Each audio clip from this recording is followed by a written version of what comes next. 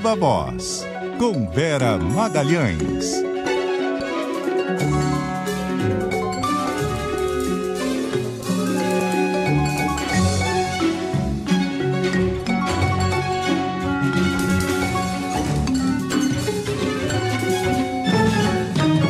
Boa tarde, Vera.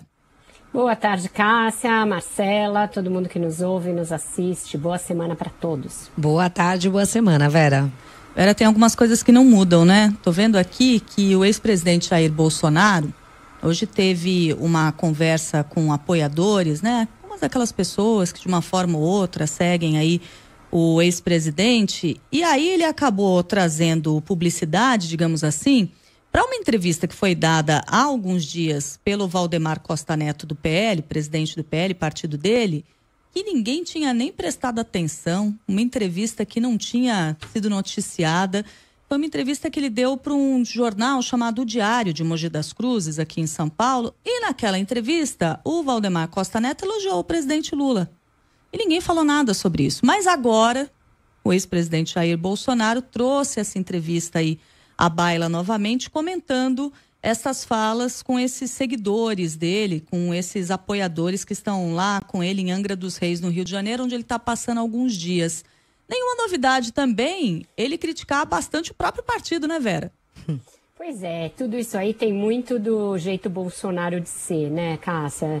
Essa coisa de ser muito reativo a questões de política mais comezinha ali, de comprar todas as pilhas que jogam para ele e de repercutir para fora da bolha coisas que estão restritas ali àquela bolha, porque tem repercussão só nas redes sociais, que foi o caso dessa entrevista dada pelo Valdemar Costa Neto. E é claro, ela foi editada por apoiadores do Lula de forma a amplificar os elogios que o Valdemar fez ao Lula e a retirar os que ele também fez ao próprio Bolsonaro nessa entrevista. Então, se o Bolsonaro estivesse preocupado com o contexto, em ser mais bem informado e etc., ele talvez tivesse deixado passar batido. Mas acontece que o tipo de veneno que eles inoculam na sociedade também serve para eles consumirem, porque desinformação, consumir só recorte, esse tipo de coisa que o bolsonarismo é mestre em espalhar, acabou se virando contra o feiticeiro nesse caso, e ele foi impactado só por um recorte ali bastante tendencioso da coisa e teve essa reação desmesurada. Qual foi a reação? Nessa conversa com apoiadores lá em Angra, ele chegou a dizer que se continuasse dessa maneira, o Bolsonaro iria implodir o PL.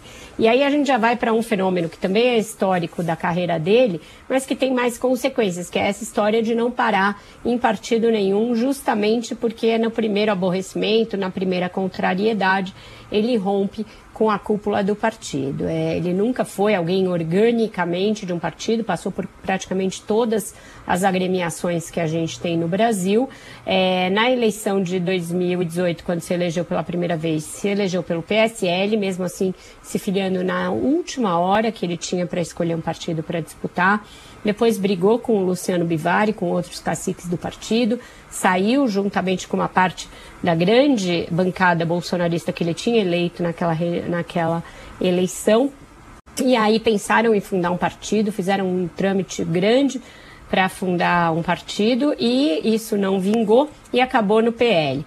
Com críticas, porque o PL tinha sido um dos partidos do mensalão, inclusive uma boa parte da própria base bolsonarista não engoliu muito essa ideia, mas foi onde ele melhor conseguiu se colocar. E o efeito foi o mesmo, a bancada do PL cresceu bastante, elegeu governadores, coisas que nunca aconteceriam com o PL sem o Bolsonaro. Então tem essa coisa, ele é um fator de atração de votos e, portanto, de dinheiro, porque nesse caso bancada significa fundo eleitoral e fundo partidário, mas ele nunca consegue permanecer mais do que um ciclo eleitoral na mesma legenda. Vamos ver como isso vai se dar até a eleição de 2026, embora ele esteja inelegível, mas a gente sabe que ele vem tentando ser um cabo eleitoral importante, ainda inelegível. E como a Cássia comentou também, né, Vera, a gente percebe essas divergências de Bolsonaro com o partido há muito tempo. Inclusive, quando a gente fala de eleições municipais, a cabeça do partido querendo uma coisa e Bolsonaro querendo outra, né?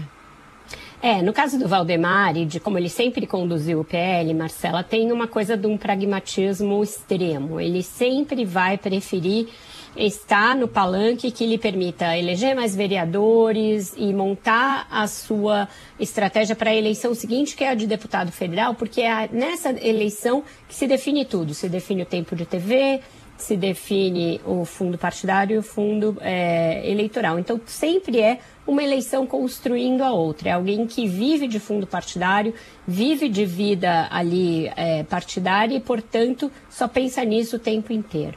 Aqui na eleição de São Paulo, por exemplo, ele prefere estar com o prefeito Ricardo Nunes, porque já é o prefeito, o PL já tem cargos na administração, a bancada da Câmara já é alimentada de alguma maneira por essa máquina da situação e conta com ela para a sua própria reeleição. Então está tudo muito azeitado para ir com o Ricardo Nunes. Mas o Bolsonaro quer mais do que isso, ele quer um bolsonarista como candidato, e não todo esse esquema aí da vida prática do PL. Então, isso gerou uma cisânia que ainda perdura, e o Bolsonaro vai e volta, né? Uma hora ele dá sinais de que vai apoiar o Ricardo Nunes, outra hora ele dá sinais de que preferiria o lançamento de um bolsonarista puro sangue, e assim está. Depois da chapa Boulos e Marta, que teve aí um encontro, inclusive nesse fim de semana entre os dois, Bolsonaro voltou a parecer que vai topar lançar o Ricardo Nunes, portanto desistir de